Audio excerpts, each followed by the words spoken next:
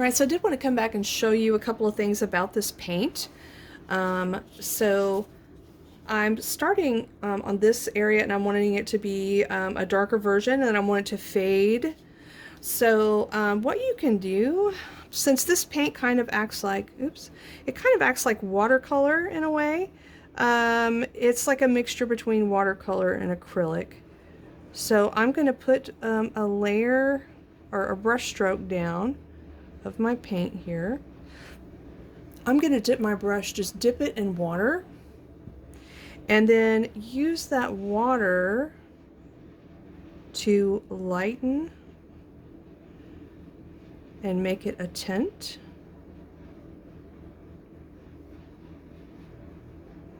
So of course you can use the white paint to do that, but with this particular paint, since it's transparent, you can also just use water to do that.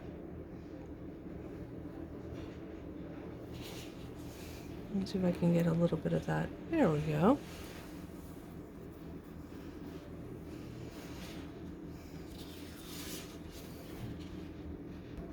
Okay, and of course I mentioned, you know, if you want it to be darker, paint multiple layers. So I'm going to come back and I'm going to paint another layer, but I'm only going to paint it on this kind of bottom half of this shape. And I'm going to do the same thing here and get some paint and just paint this area right in here and give it another layer to darken that color, intensify it a little bit.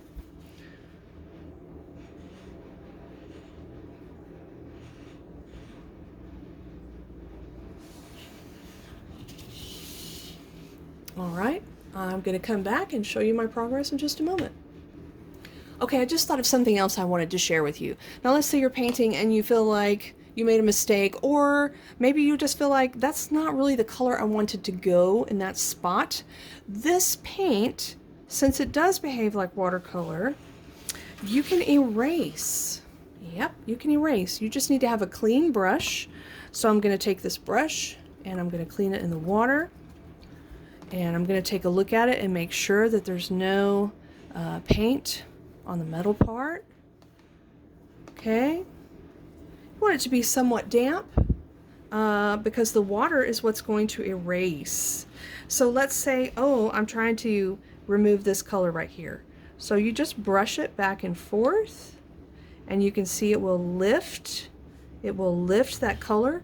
Wash your brush and tap it on the napkin. I'm lifting, so as you can see, it won't necessarily completely erase it, but it will take off the color.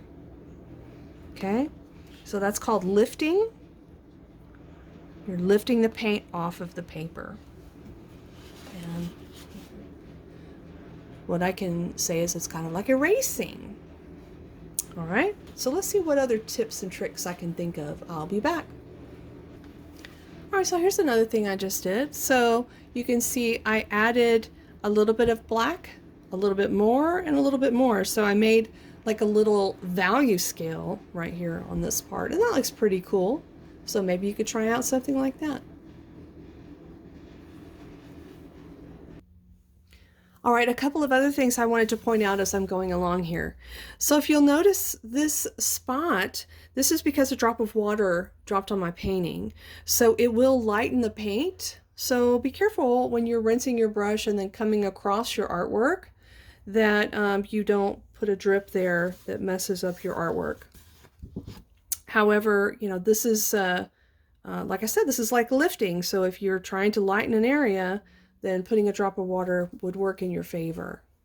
So I'm still doing some work with shades. I kind of tried to repeat or echo this pattern up here. And I'm still working with the orange, but I'm almost ready to move on to the green. I'll be back. All right, so let's work on mixing the green. And so I'm using a yellow green to go with my color scheme. So I'm going to scoop out with a clean brush, make sure it's all clean. I'm going to scoop out some of the yellow, and I'm going to put it here. So I'm going to take 3 scoops of the yellow and put it there. Put my lid back on, the paint.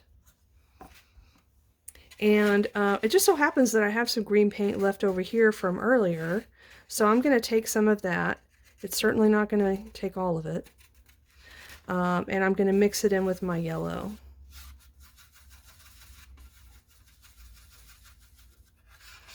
All right, so it's not quite. I'm going to take a little bit more green. And of course, this would be a tiny dot of blue if I was mixing right out of the container. It just so happens that I had green from a previous painting that I was working on. So here we go. This is my yellow green. Like it.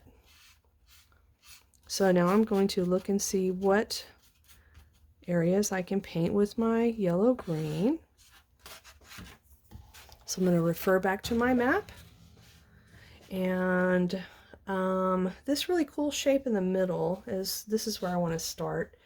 I really like this shape.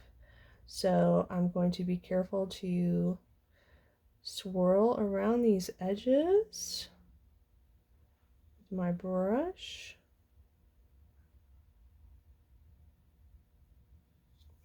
And of course you want to do, you know, around the edges first, and then you can come back and paint the inside.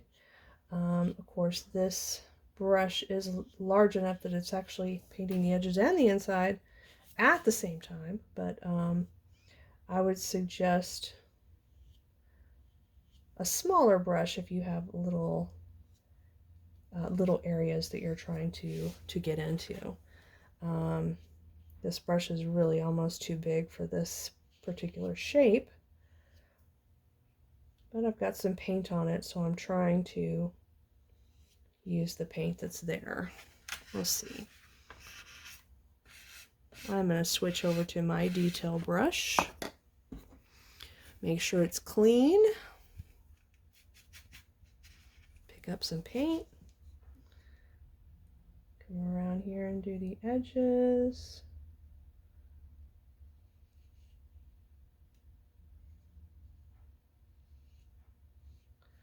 And go back and fill in the middle.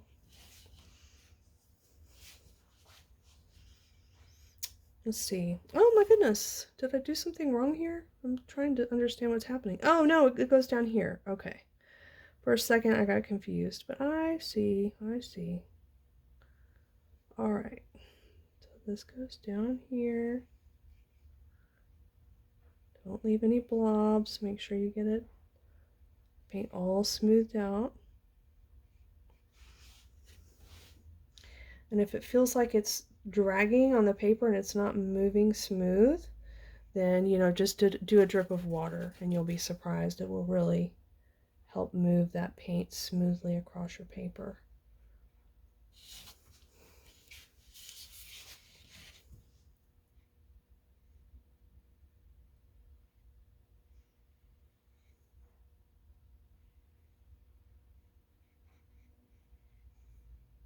Okay, and this little curve right here. All right, so I wanted it to be kind of darker in the middle, so I'm just going to pick up a dot of this green and mix it in just to make this a little bit more intense right through here. And just do some little brush work on that center line of symmetry.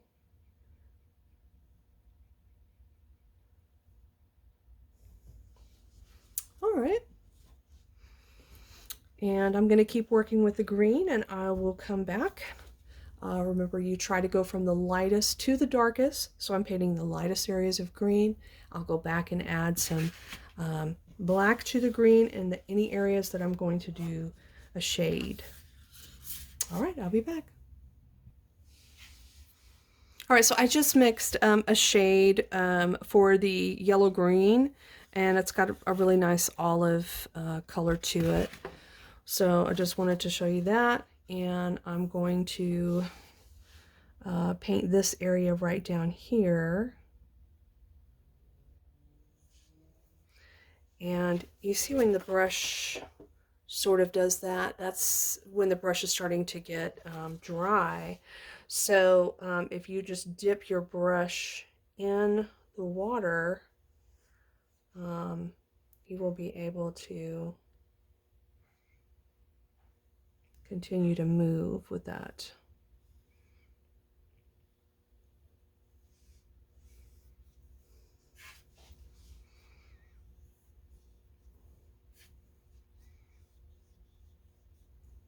And just dip it in the water, and it is like a watercolor. It will help move that paint around.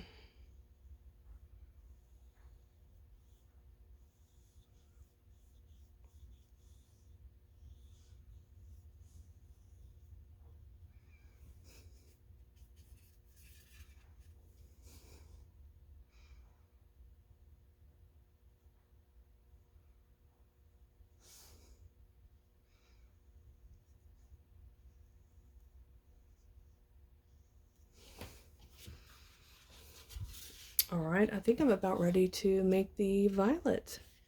So the violet, okay, I guess I'll make it here. There's some leftover violet from a previous project. So violet is red and blue. So I want to make sure I get some clean brushes. I'm going to have to get some red out of the container.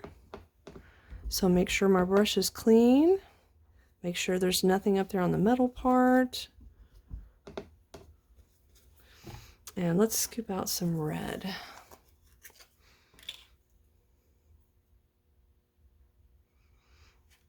Okay.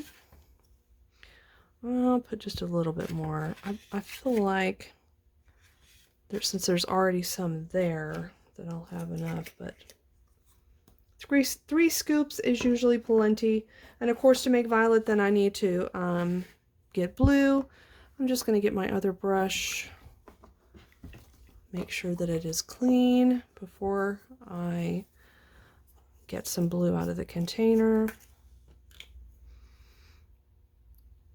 So I'm going to put, I'll put 2 scoops from the little brush. How about that? Okay, because this blue is really powerful. It will change the red quite quickly. So you can see I've still got it here on my brush. I am going to come in here and start mixing it. And yeah, you will see that it changes it quite rapidly. So I would say this is more of a red violet. So I'm going to go ahead and add a little bit more blue. And it's always best to do a little bit at a time because you can't take it back. So this is getting there. Still feel like it's a little bit too red. A little bit more blue. Okay, now I feel like this is where we want to be. Oh yeah, okay. So I'm going to do a drop of water here. It might still be a little bit too red.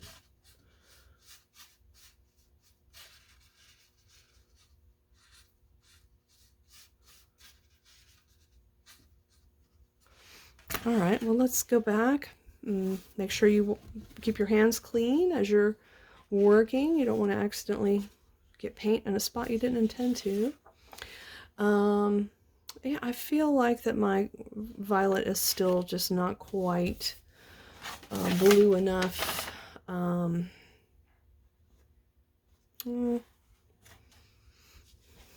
go ahead and lay some of it in and see what I feel like, and I might need to darken it up.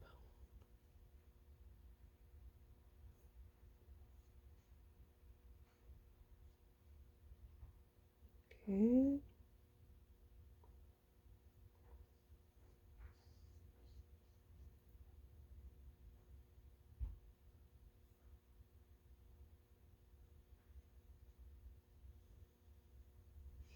And again, it's doing kind of a dry brush thing, so I'm going to put some water on my brush. And you know, that's also a way to get it to lighten the paint. A little bit more water. Get it right in here. Okay. So we'll see what that looks like when it dries. I wanted the purple to go around these shapes. You can probably hear my neighbor's dog barking.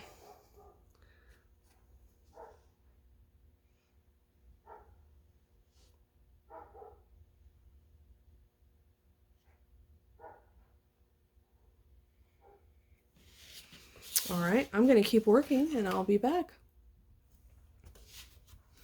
All right, so here's how it's coming along. I am kind of moving back and forth in my violets between more of a violet to more of a blue violet. And of course that's fine. And I could also go back and add some black in there, which I think is what I'm going to do for these next pieces here. And this would count as a tint because I added the water to lighten it. So you could use the white, as I said before, you could use the white paint. If you're going to make a tint with a white paint, start with a white and put a tiny dot of your color into the white. So I'm going to continue working on this and I will come back and show you what I came up with at the end. Okay, I wanted to show you this real quick. So I just overstepped with my purple. So I'm going to come in with a clean brush and it's damp and I'm making sure to dip it back in the water. Clean brush. Okay, and I'm going to erase that purple that was on top of the green. Okay, of course it might lighten my green. I might have to go back and fix the green, but at least I took the purple off. All right.